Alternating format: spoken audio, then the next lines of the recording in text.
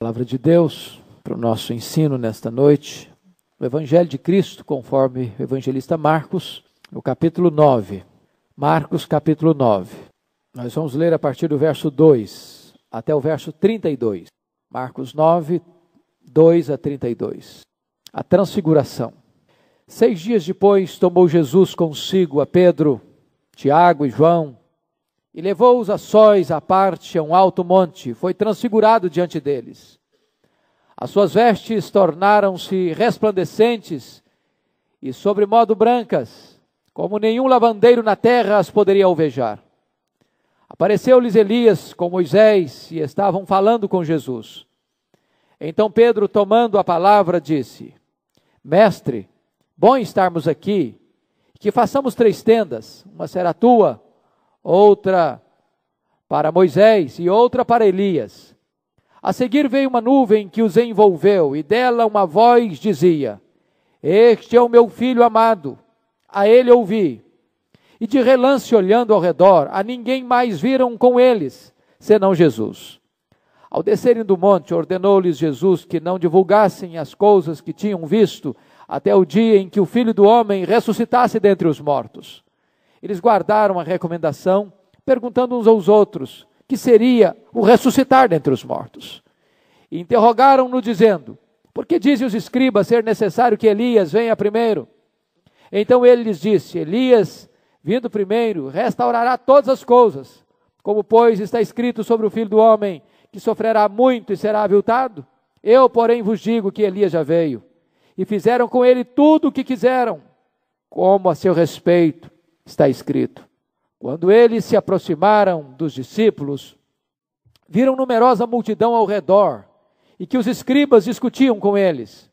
E logo toda a multidão, ao ver Jesus tomada de surpresa, correu para ele e o saudava. Então ele interpelou os escribas: Que é que discutis com eles? E um dentre a multidão respondeu: Mestre, trouxe-te o meu filho, possesso de um espírito mudo. E este, onde quer que o apanha, lança-o por terra, e ele espuma, rilha os dentes e vai definhando. Roguei a teus discípulos que o expelissem, e eles não puderam. Então Jesus lhes disse: Ó geração incrédula, até quando estarei convosco? Até quando vos sofrerei? Trazei-mo aqui. E trouxeram-lhe. E quando ele viu a Jesus, o espírito imediatamente o agitou com violência, e caindo ele por terra, revolvia-se espumando. Perguntou Jesus ao pai do menino: Há quanto tempo isto lhe sucede? Desde a infância, respondeu. E muitas vezes o tem lançado no fogo e na água para o matar. Mas se tu podes alguma coisa, tem compaixão de nós e ajuda-nos.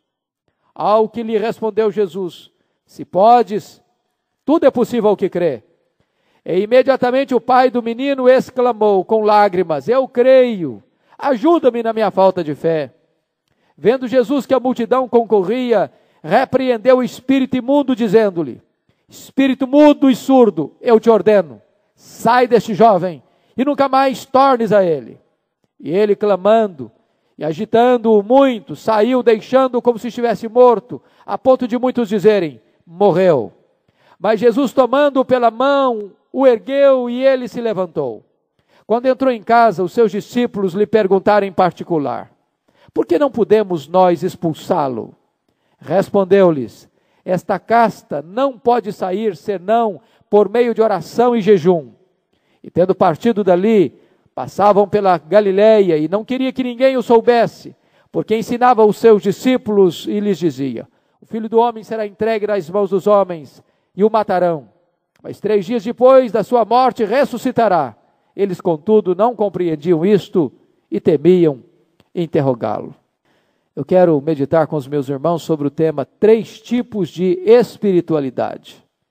3 tipos de espiritualidade. Quero, à guisa de introdução, enfatizar 3 verdades. A primeira delas é que o homem é um ser religioso. O homem é um ser altamente religioso. Desde os tempos mais remotos, é que o homem tem levantado altares.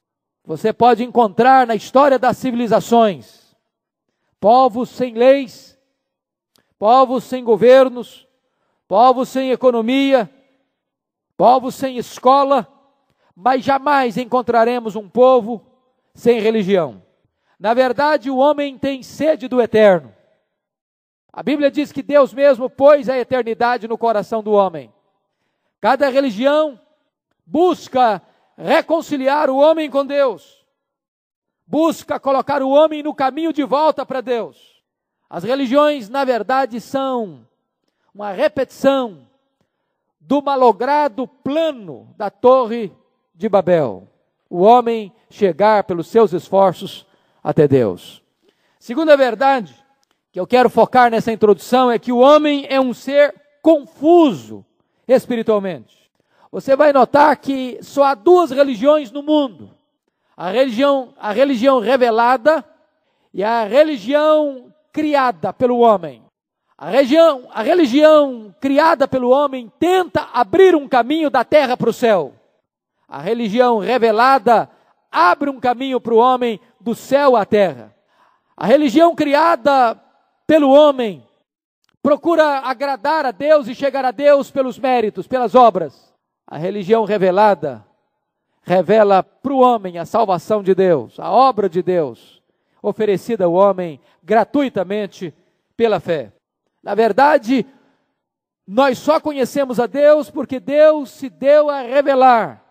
Por isso o cristianismo não é fruto da lucubração humana, da invenção humana, mas da revelação divina.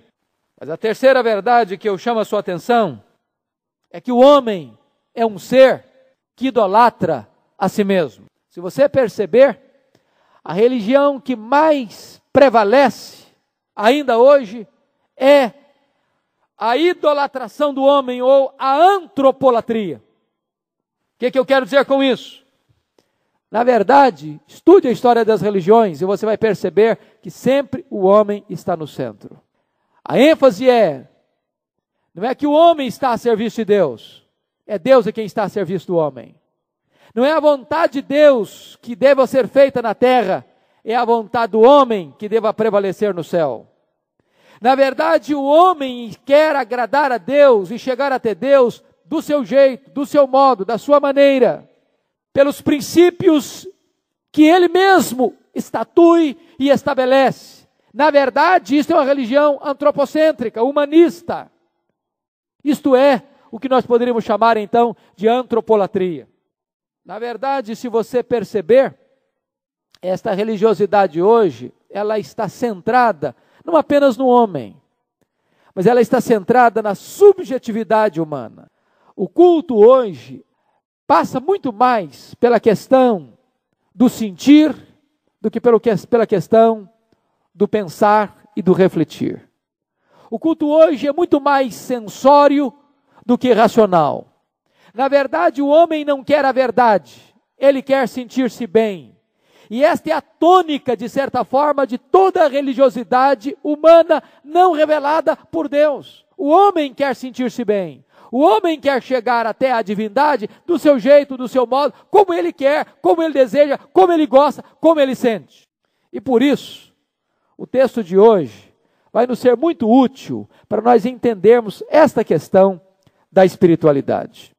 E eu quero olhar para esse texto da seguinte maneira. Em primeiro lugar, nós vamos ver a espiritualidade de Pedro, Tiago e João. Eu definiria essa espiritualidade como a espiritualidade do monte. Eu definiria como a espiritualidade do êxtase, sem entendimento. Esse é o primeiro ponto da nossa mensagem. A espiritualidade do monte, o êxtase sem entendimento. Você vai perceber que Jesus subiu ao Monte da Transfiguração, e é Lucas quem vai nos informar que ele subiu para orar. Este era o propósito de Jesus, orar.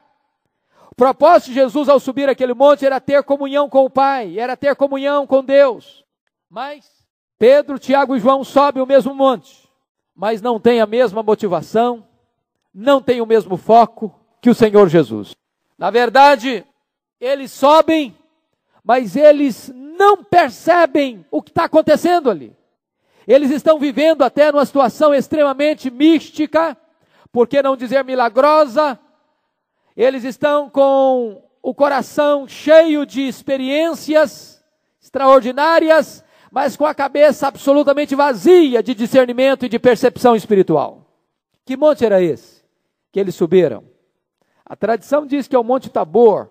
Eu, pessoalmente, sou inclinado a crer que não era o Monte Tabor, porque os fatos que precederam a esse texto aconteceram em Cesareia de Filipe, lá nas fraldas do Monte Hermon, lá no extremo norte da Palestina. E depois diz que eles passam pela Galileia. Ora, se o Monte Tabor já estava na Galileia, não fazia muito sentido pensar dessa forma. Então eu, pessoalmente, creio que este monte seja o Monte Hermon.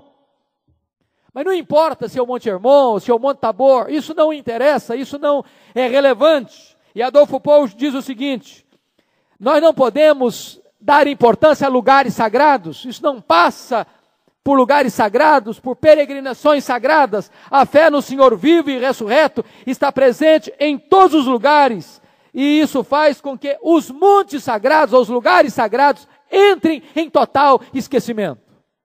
Não importa se foi aqui, se foi ali, se foi acolá, Deus é Espírito, e importa que os seus adoradores o adorem em Espírito e em verdade.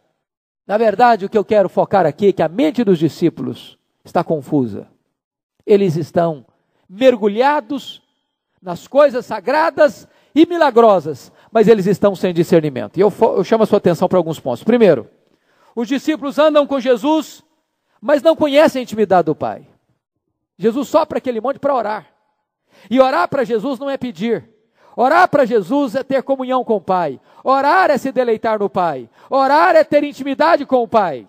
Quem ora tem mais sede de Deus do que das bênçãos de Deus. Quem ora está mais interessado em comunhão do que em benesses.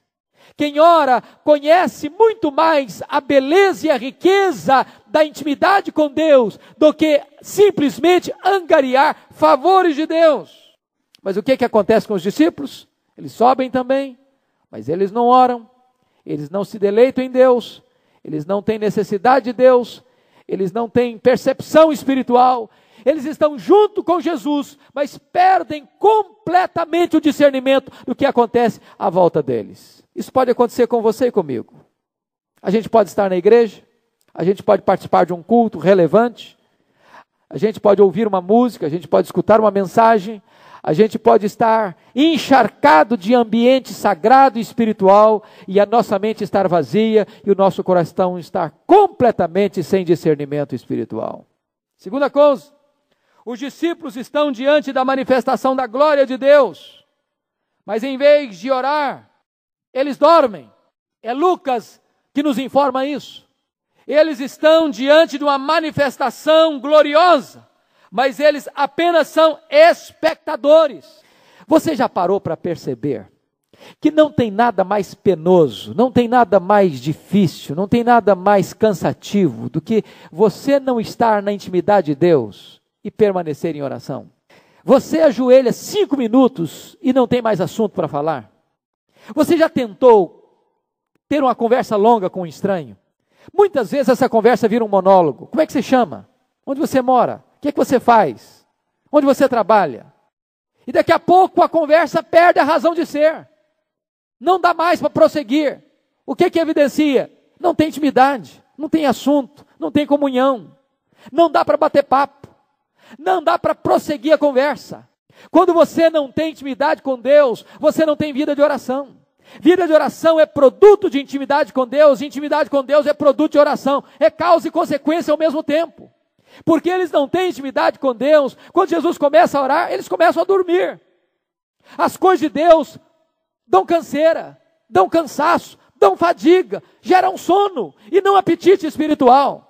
Na verdade, no alto daquele monte estão acontecendo algumas coisas milagrosas, extraordinárias, fantásticas, místicas, gloriosas, mas eles não estão interessados nisso, eles estão agarrados no sono. É possível que você participe de um culto, onde Deus está derramando a sua graça, onde o Espírito Santo de Deus está agindo, onde a palavra de Deus está sendo ministrada, onde louvores estão sendo entoados, e o seu coração está desligado, você está desantenado, você está desapercebido, você está profundamente desconectado de tudo isso, talvez até agarrado no sono, porque lhe faltou este combustível, este elemento da intimidade com Deus. Terceiro ponto que eu quero focar: os discípulos experimentam êxtase, mas não têm discernimento espiritual. Se você notar, no alto daquela montanha aconteceram 4 fatos milagrosos, 4 milagres. Primeiro milagre é que o rosto de Jesus e as vestes de Jesus resplandeceram. Segundo milagre é que aparece em glória Moisés e Elias falando com Jesus.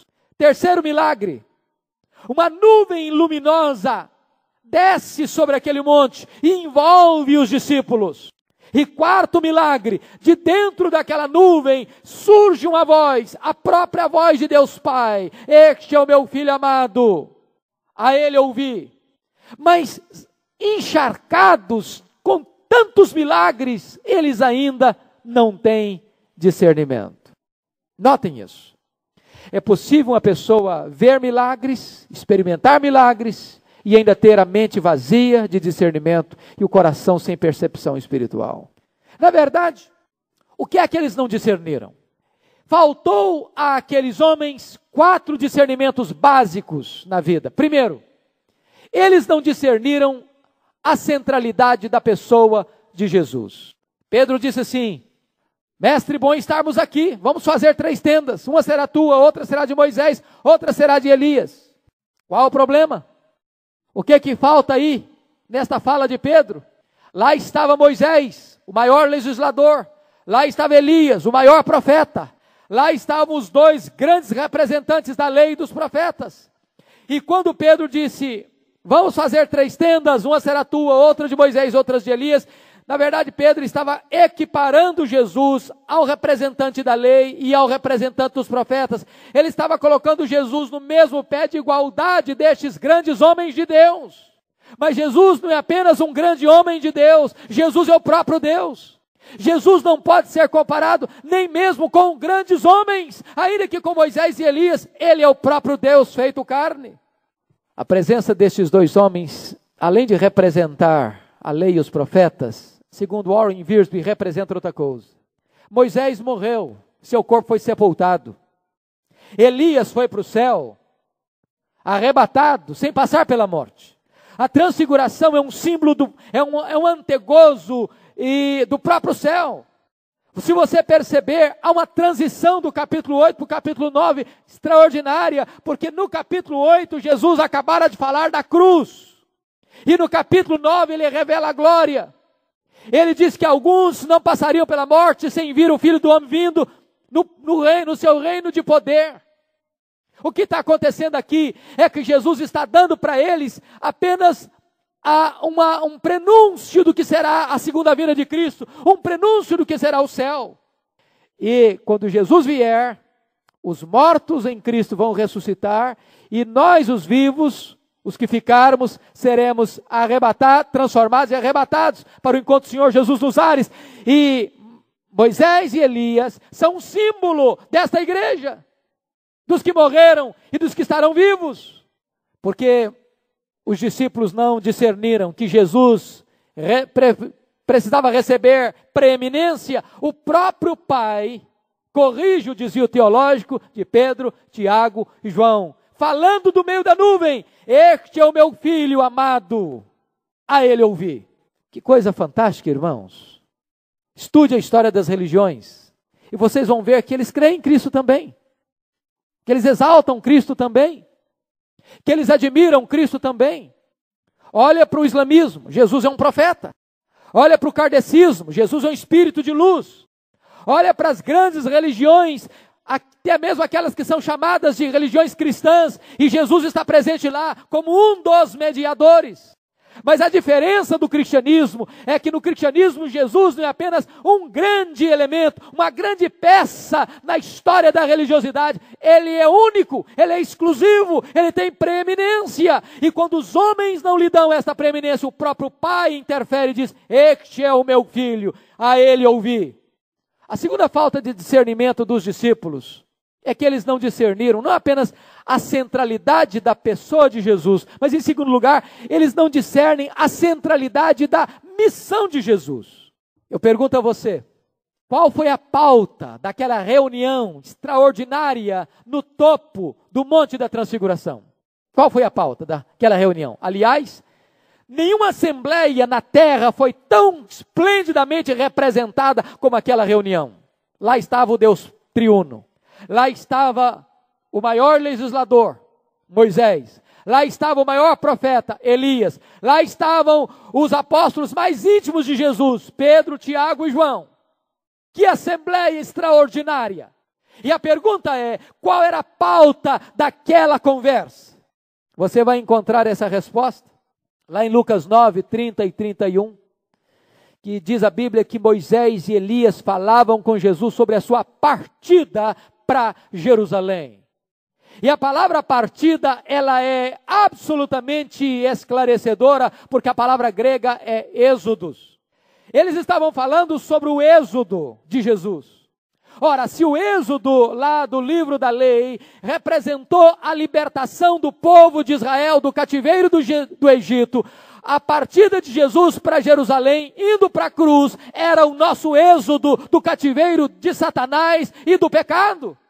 O centro daquela conversa era a cruz, era o Calvário, era a morte de Cristo, era o sacrifício vicário de Cristo em nosso lugar e em nosso favor, era a centralidade daquele assunto no topo daquele monte.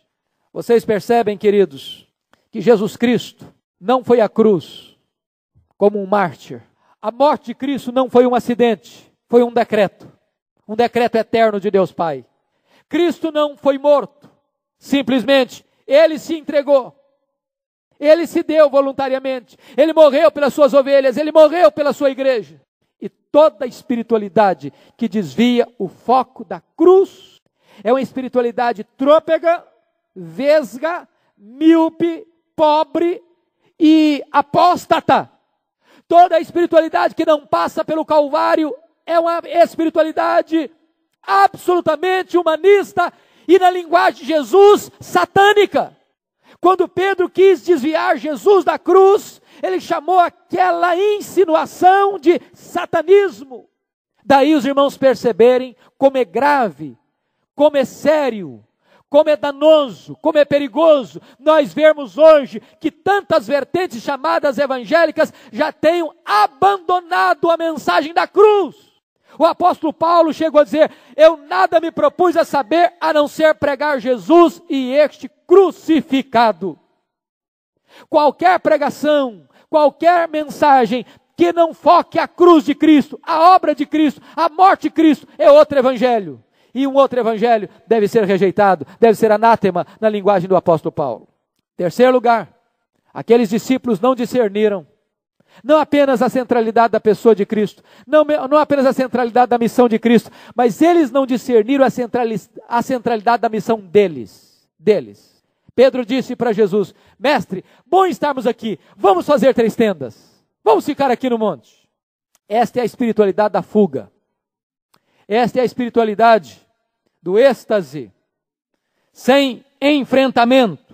Esta é a espiritualidade que se alegra com as visões arrebatadoras e que se encanta com os grandes milagres e que quer ficar no monte, mas não quer descer ao vale da dor, dos gemidos pungentes, da opressão, das necessidades mais agudas e urgentes.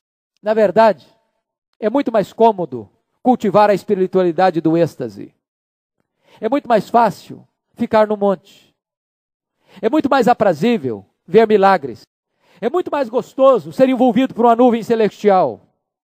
É muito mais gostoso escutar a voz de Deus e ver o rosto resplandecente de Jesus. Na verdade, você e eu não somos tão diferentes de Pedro, Tiago e João. Nós não queremos sair também pelas ruas e pelos becos. Nós não queremos ficar longe dos nossos coiguais, de gente que pensa como nós. De gente que entende as coisas como nós. De gente que celebra como nós. Na verdade, nós nem gostamos de nos envolver com aqueles que estão no vale. Mas eu encorajaria você, meu irmão, de vez em quando, sair do monte e mergulhar nas sombras do vale. Talvez você precise, de vez em quando, passar pelos corredores dos hospitais públicos, para você ver os gemidos, e gente com as emoções amassadas, e muitas delas com a esperança morta. Talvez você precise caminhar um pouco pelos corredores das salas de quimioterapia, nas antessalas da radioterapia, para perceber quantas pessoas ali, macérrimas, caquéticas, esquálidas, encarquilhadas, com a pele talvez escamando, para perceber o quanto é dramático o vale. Nós não gostamos tantas vezes de subir os morros semiados de barracos, onde a pobreza extrema fere a nossa sensibilidade. Nós não gostamos de pisar aqueles terrenos escorregadios e pantanosos, muitas vezes dos guetos, onde as pessoas vivem à margem da esperança ou à margem da lei. Nós não gostamos muitas vezes de entrar num presídio, onde as pessoas vivem uma vida de submundo. Nós não gostamos de penetrar nos bolsões de miséria, onde as pessoas estão vivendo à margem da vida, e nem muito menos entrar também nos bolsões de segurança, nos condomínios fechados, onde as pessoas estão vivendo na miséria, cheias de luxo e cheias de riqueza. Vamos ficar no monte, vamos realizar a nossa espiritualidade apenas do templo, vamos nos reunir apenas entre quatro paredes, vamos ficar confortavelmente descansando nessas visões arrebatadoras. Esta era a espiritualidade de Pedro, Tiago e João. Eles não tinham discernimento. Quarto lugar, irmãos, a espiritualidade de Pedro, Tiago e João, do êxtase sem entendimento, é a espiritualidade que tem medo de Deus. Tem medo de Deus. Lucas 9:34 nos informa que quando Deus falou daquela nuvem, eles ficaram aterrados. E Mateus chega a dizer que o medo foi tal que eles caíram de bruços, com a cara no chão, de medo. Eles estão prostrados, não é para orar, não é para adorar, não é para se encantar com Deus, não é para se deleitar em Deus, eles estão com medo. Com medo. Quantas vezes, queridos irmãos, nós, em vez de nos deleitarmos em Deus, nós temos medo de Deus? Quantas vezes a espiritualidade que professamos é aquela espiritualidade da fobia? Pensamos que Deus é um guarda cósmico, que Deus é um xerife, que Deus é um estraga-prazer, que Deus está nos vigiando para nos apanhar no bote, no contrapé, para nos pegar uma peça, pregar uma peça. Perdemos a visão gloriosa de Deus como amoroso, como Pai, e justo também, e santo também, mas que é digno de ser amado, de ser reverenciado, de ser adorado, de ser o deleite da nossa alma, de ser o prazer maior do nosso coração. Quantas vezes nós desenvolvemos a religião do medo e não a religião do amor?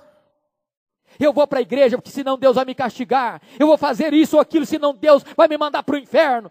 E meus amados irmãos, alguém já disse, eu preciso concordar, se um dia ficasse provado e Deus chegasse lá, não tem mais inferno, você teria que amar a Deus do mesmo jeito, você teria que adorar a Deus do mesmo jeito. Você não adora a Deus com medo de ir para o inferno, você adora a Deus porque Ele é digno de ser adorado, porque Ele é santo, porque Ele é bom, porque Ele é misericordioso, porque Ele é a razão da nossa vida, do nosso culto e da nossa adoração. É isso que deveríamos entender.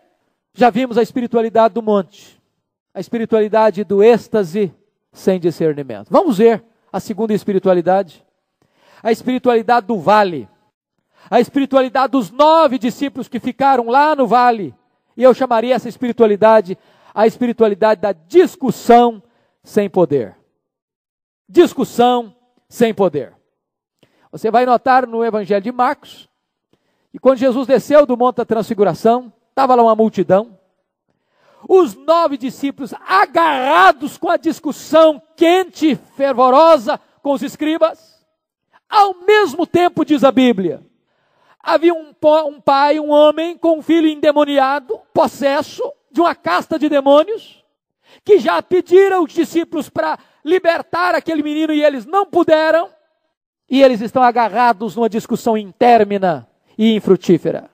Será isso um retrato da igreja hoje? Não incomoda você o fato de tantas vezes nós discutirmos, enquanto o diabo está agindo? De nós nos reunirmos domingo após domingo numa sala de escola dominical e discutirmos assuntos tão ricos, tão profundos, tão belos, enquanto Satanás está cirandando com vidas? De nós nunca sairmos da zona de conforto da nossa discussão, para entrarmos em campo, para combatermos as hostes do mal, as obras do mal?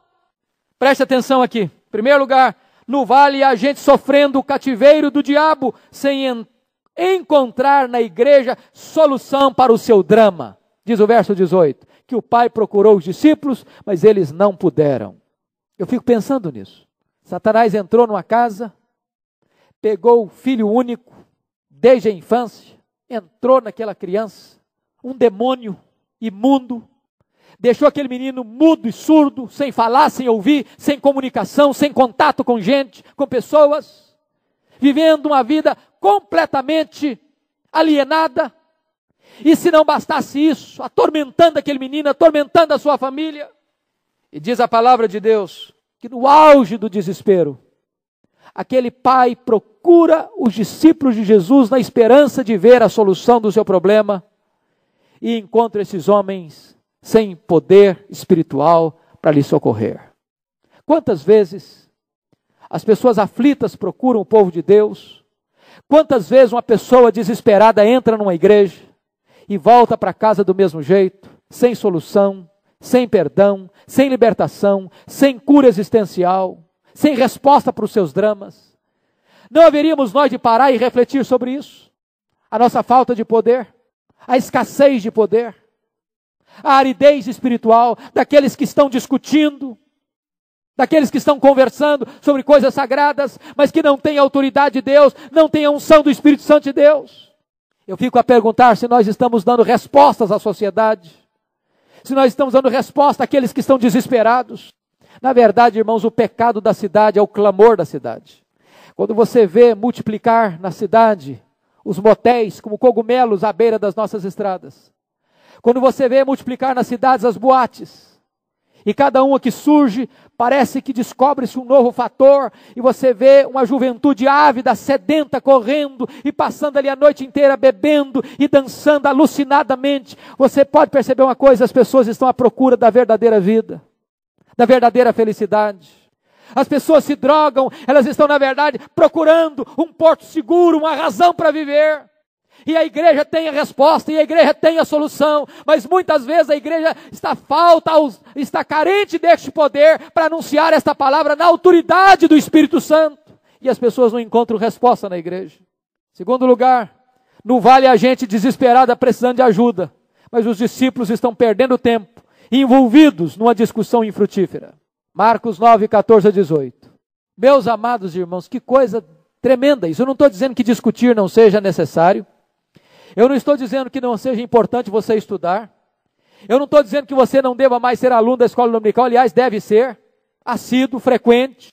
Mas, meu amado irmão, eu vou lhe dizer que nós precisamos sair do campo da discussão para o campo da ação. Nós não podemos apenas ter uma cabeça enorme de informações e ter os braços mirrados de obras. Eu fico pensando que os discípulos estavam fazendo o jogo do diabo sem saber. O diabo gosta de nos distrair, até com coisas boas. Quando a igreja fica presa dentro de quatro paredes, anos e anos, discutindo, na sua zona de conforto, o diabo está cirandando, está escravizando, está atormentando, está oprimindo, está possuindo pessoas. Essa igreja não está incomodando ninguém. O inimigo, e preste atenção que os discípulos estão discutindo com os escribas, com os próprios inimigos da obra de Deus. Como fizeram com Neemias lá em Jerusalém, queriam discutir com ele, queriam conversar com ele, queriam debater com ele, e Neemias dizia, eu não vou descer para conversar com vocês não, porque eu estou fazendo uma grande obra e não posso descer, eu não posso perder tempo discutindo, eu tenho que ganhar tempo fazendo a obra. Terceiro lugar, no vale, enquanto os discípulos discutem, há um poder demoníaco sem ser confrontado. Meus irmãos, nós não podemos cometer dois equívocos nesta obra de batalha espiritual. Nem subestimar o inimigo, como os liberais o fazem, dizendo que o diabo não existe, que isso é um mito, que isto é apenas uma fantasia, e nem caindo para o outro extremo de superestimar o inimigo, como algumas igrejas hoje pregam mais sobre Satanás, falam mais do diabo do que em Jesus. Mas nós precisamos tomar alguns cuidados, se é que queremos agir. Primeiro, precisamos saber que o poder que estava agindo naquele vale é um poder assombrosamente destruidor. Assombrosamente destruidor. Versículo 18 e 22 do texto lido nos informa o seguinte. E este espírito mudo, onde quer que o apanha, lança-o por terra e ele espuma, rilha os dentes e vai definhando. Olha o verso 22. E muitas vezes o tem lançado no fogo e na água para o matar. Satanás não é um mito, não é uma lenda. Possessão demoníaca não é uma lenda. Há muitas pessoas hoje oprimidas e possessas que estão sendo destruídas, arruinadas, machucadas, feridas. Pessoas que estão sofrendo terrivelmente, sem muitas vezes encontrar socorro e ajuda na igreja de Deus. Se você perceber, o sintoma desse moço é epilepsia. Ele cai, rilha os dentes, ele espuma. Mas não é apenas um problema de epilepsia. A Bíblia diz, este era o sintoma. Mas a causa do problema era uma possessão demoníaca, de um espírito imundo, que tinha tirado deste menino a capacidade de falar, a capacidade de ouvir. E esse menino não caía, ele era jogado no fogo, jogado na água, para ser morto, para ser destruído. E o sofrimento dele é tal, que o texto nos diz que ele não consegue crescer, ele está definhando. Segundo lugar, poder maligno em ação atinge até as crianças. Preste atenção nisso, irmãos. Jesus pergunta para aquele pai, desde quando isso lhe acontece? Qual foi a resposta do pai? Desde a sua infância. E a palavra que aparece no grego, brefos, é uma palavra que descreve desde a vida intrauterina. Meus irmãos, se Satanás, que é assassino, investe nas crianças, por que a igreja não deveria investir mais?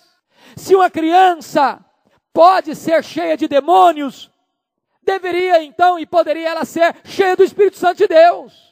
E se você perceber, há uma orquestração do inferno para atingir as crianças. Esta foi a proposta de Faraó, quando o povo de Deus estava saindo do Egito, ele disse, pode ir todo mundo, as crianças ficam no Egito. Satanás investe pesado nas crianças, quer conquistá-las, quer ganhá-las, e por isso, olhem para vocês perceberem se há a mínima lógica, a mínima conexão entre o mundo infantil e o que hoje os meios de comunicação de massa oferecem para as crianças. O que tem a ver uma mente infantil com monstros, com bichos horríveis, com caveiras, com coisas que tiram o sono de um adulto, quanto mais de uma criança. Olha os desenhos, olha as figuras dos programas infantis, são os mais horrendos, são os mais cavernosos, são os mais absurdos para uma mente infantil. O que está por trás disso? Apenas uma agência cinematográfica? Apenas Hollywood? Apenas Walt Disney? O que está por trás, senão uma ação satânica, demoníaca, que quer desde já penetrar na mente, no coração das crianças, para desviá-las das coisas de Deus? Amados irmãos, em terceiro lugar, o poder maligno em curso age com requinte e crueldade. Diz a Bíblia que aquele menino era filho único, a esperança da sua família. De certa forma, Satanás estava destruindo os sonhos de uma família, a esperança de uma família, a esperança de uma descendência, da preservação de uma família. Agora eu quero, em quarto lugar, dizer que no vale os discípulos estão sem poder para confrontar o poder das trevas. Eu apresentei aos teus discípulos, mas eles não puderam. E eu pergunto aqui, por que eles não puderam expulsar aquele espírito imundo? Já que eles tinham vindo, há pouco tempo, de uma campanha vitoriosa, quando disseram para Jesus, até os demônios se nos submetem. O que isso significa para nós? Significa duas coisas. Primeiro, a vitória de ontem não serve para hoje. Preste atenção nisso, irmão. Você foi um homem de oração ontem, você foi uma mulher de oração ontem, você foi um jovem santo ontem, você tem que ser santo hoje, porque a vitória de ontem não serve para hoje, não. Você tem que andar com Deus hoje. Você expulsou demônios ontem, você tem que ter poder de Deus hoje outra vez. Nós não podemos viver, irmãos, de reservas espirituais. Todo dia é dia de andar com Deus. Segundo lugar, sabe por que eles não puderam? Porque há demônios e demônios. Jesus disse para eles em casa lá, esta casta só sai com oração e jejum. Com isso, Jesus está querendo dizer o seguinte, há demônios mais resistentes do que outros. Paulo escreveu claramente isso em Efésios. Ele diz que a nossa luta não é contra carne e sangue, mas contra principados, potestades, dominadores deste mundo tenebroso e forças espirituais do mal nas regiões celestes. Há uma estratificação de poder no reino espiritual das trevas.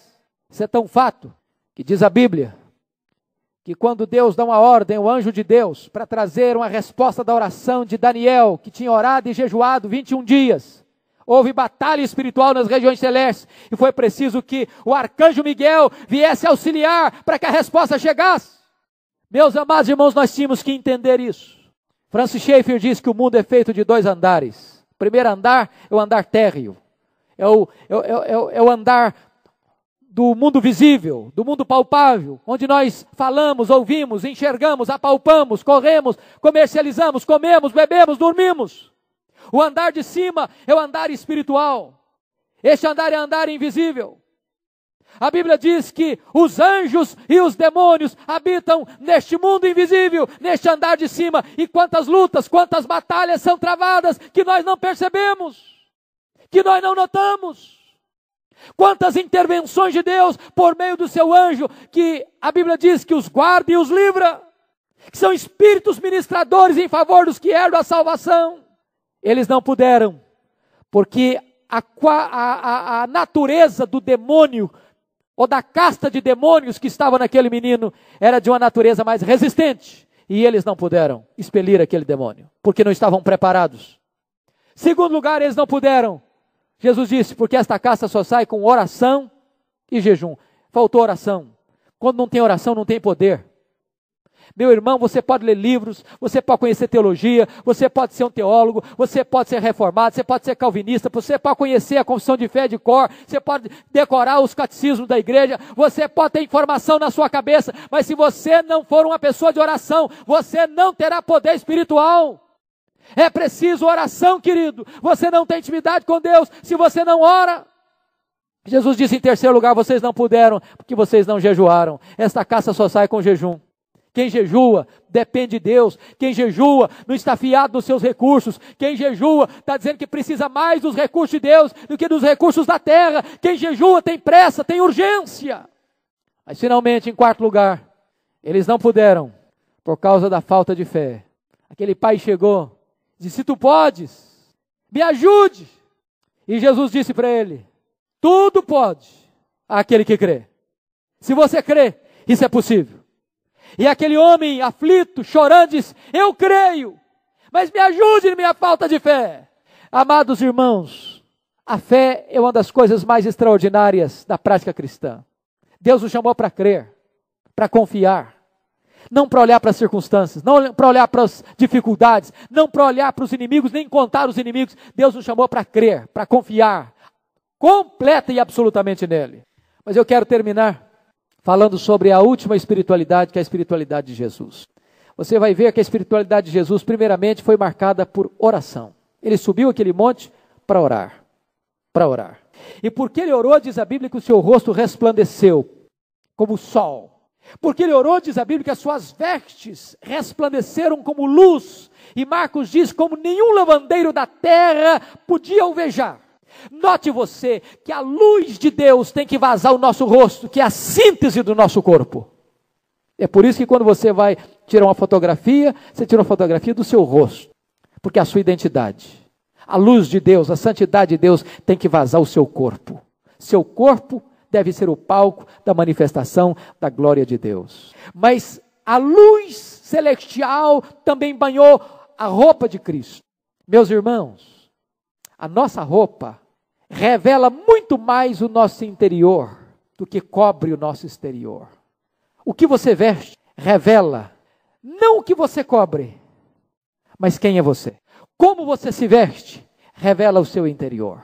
É por isso que nós precisamos parar e refletir sobre a questão da nossa roupagem. A nossa roupa também precisa ser vazada pela santidade e pela glória de Deus, pela luz de Deus. Agora, porque Jesus orou, algumas coisas aconteceram. O que aconteceu? Em primeiro lugar, porque Jesus orou, diz a Bíblia que ele foi consolado antecipadamente para enfrentar o Calvário. Irmão querido, preste atenção nisso. Se você é uma pessoa de oração, Deus consola você antecipadamente para enfrentar as lutas da vida. Se você não ora, na hora da crise, você se desespera.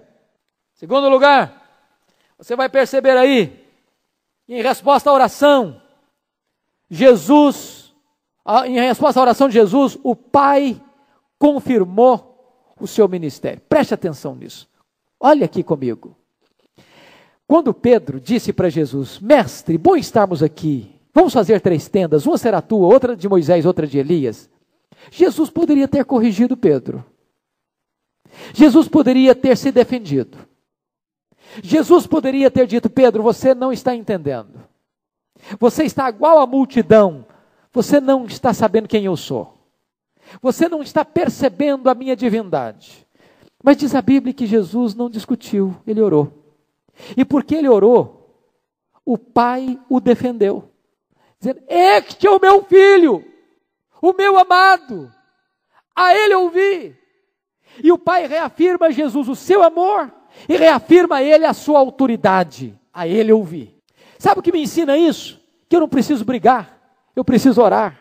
Eu não preciso discutir, eu preciso orar. Eu não preciso me defender, eu preciso orar. Porque quando eu oro, o Pai sai em nossa defesa. Quando você cuida da sua piedade, Deus cuida da sua reputação. A segunda marca da espiritualidade de Jesus não foi apenas oração, foi obediência ao propósito do Pai. Diz a Bíblia que quando Jesus desceu do monte, diante do milagre que ele operara, está lá em Mateus, em Lucas, capítulo 9, versículo 44, 51 e 53. As multidões ficaram entusiasmadas com aquele milagre. E diante do fato do milagre, Jesus olhou para a multidão e disse: fixai nos vossos ouvidos isto. Em outros termos, Jesus está dizendo o seguinte: não desviem a atenção, não pensem que vocês vão me seduzir, ficando admirados com o milagre. O propósito da minha vinda é ir para Jerusalém, é ir para a cruz. E diz a Bíblia que quando Jesus passava por Samaria, os samaritanos não o acolheram, porque estavam lendo no seu semblante, no seu rosto, que ele ia para Jerusalém. Jesus estava disposto a ir para Jerusalém, para ser preso, para ser entregue nas mãos dos homens, ser cuspido, ser torturado, ser condenado e ser crucificado. Em outros termos, ele estava pronto a cumprir a agenda, o decreto do Pai. Ele veio para morrer. A conversa do Monte da Transfiguração era o êxodo, era a partida, era a cruz. E ele não se desviou desta vereda. Se você perceber, Hebreus nos ensina que Jesus suou e chorou. Hebreus diz que Jesus chorou. E Lucas diz que ele suou sangue para fazer a vontade do Pai. E quando ele estava no cimo da cruz, ele disse: Pai, está consumado. Eu completei obedientemente o projeto que tu estabeleceste para mim desde a eternidade. Eu pergunto a você: tem sido a sua espiritualidade a espiritualidade da obediência? Mesmo que esta obediência passe pelo vale, pela cruz, pela abnegação, pelo sacrifício. Finalmente, para concluir, a espiritualidade de Jesus é a espiritualidade não apenas da oração e da obediência, mas é a espiritualidade do poder. Os discípulos não puderam libertar aquele menino, mas Jesus disse: trazei-mo. Trouxeram-lhe. E diz a Bíblia que quando o menino olhou para Jesus, logo o espírito imundo que estava nele o derrubou ao chão. E Jesus dá uma ordem ao espírito imundo: sai deste menino e nunca mais tornes a ele. É uma ordem absoluta, é uma ordem completa, é uma ordem cabal, irresistível. Meus amados irmãos, que coisa fenomenal. O ministério de Jesus sempre foi comprometido com a libertação dos cativos. Deus ungiu para libertar os cativos. E até hoje, Ele continua libertando os cativos. Nenhum poder pode resistir à autoridade de Jesus. Todo nome, todo joelho precisa se dobrar diante da autoridade de Jesus. Ele tem todo o poder nos céus e na terra. Louvado seja o seu nome. Ele é o nosso modelo. Nesse sentido, Pedro, Tiago e João não servem de modelo para nós, pelo menos até então. Eles estavam vivendo um êxtase, cheio de milagres, mas não estavam cheios de discernimento. Não discerniram a pessoa, a obra de Jesus, não discerniram a missão deles, nem discerniram que Deus é um Deus de amor e não um guarda cósmico. Os 9 que ficaram no vale discutiam, mas não tinham poder. O diabo cirandava e eles estavam impotentes. Mas Jesus está nos ensinando que nós podemos ter uma espiritualidade marcada pela oração, pela obediência e pelo poder espiritual. Que Deus nos ajude a olhar para Jesus como nosso modelo, como nosso exemplo, como aquele a quem devemos seguir os passos. Que Deus nos ajude. Amém. Eu quero orar com vocês. Curva sua fronte, por favor. Eu gostaria que você avaliasse a sua vida, como você tem vivido. Talvez tendo experiências místicas até profundas, talvez coisas tão fantásticas. Você tem visto, você tem ouvido, você tem sentido. Mas a pergunta é, você tem discernimento das coisas mais importantes do cristianismo? Você sabe quem é Jesus? Você sabe por que Ele veio aqui? Você sabe para que você existe? Qual é a sua missão? Qual é o seu papel? Talvez você, querido, tenha estudado e discutido muitas coisas, mas você tem sido usado nas mãos de Deus para ajudar as pessoas aflitas, para aliviar as pessoas atormentadas, para socorrê-las, para confrontar a obra das trevas. Você tem autoridade espiritual. Como é que está a sua vida de oração? Você tem sido um crente obediente a Deus, mesmo que isso lhe custe a própria vida? Você tem autoridade e unção de Deus na sua vida? Deus quer trabalhar conosco. Nós não podemos estudar a palavra de Deus e ficar do mesmo jeito. Certamente do mesmo jeito nós jamais ficaremos. Porque esta palavra é espada de dois gumes, ela corta de um lado e corta de outro. Ela é como perfume de vida e como aroma de morte. Diante da palavra nós não podemos ficar neutros. Nós precisamos nos posicionar. Eu espero em nome de Jesus que nesta noite você se posicione para ter a marca de Jesus na sua vida. Ser um homem ou uma mulher de oração. Ser um homem ou uma mulher que obedece a Deus, mesmo que você caminhe para a cruz. Ser um homem e uma mulher que tenha poder espiritual, fruto de uma vida de oração, de jejum e de fé. Deus amado, obrigado pela Tua palavra.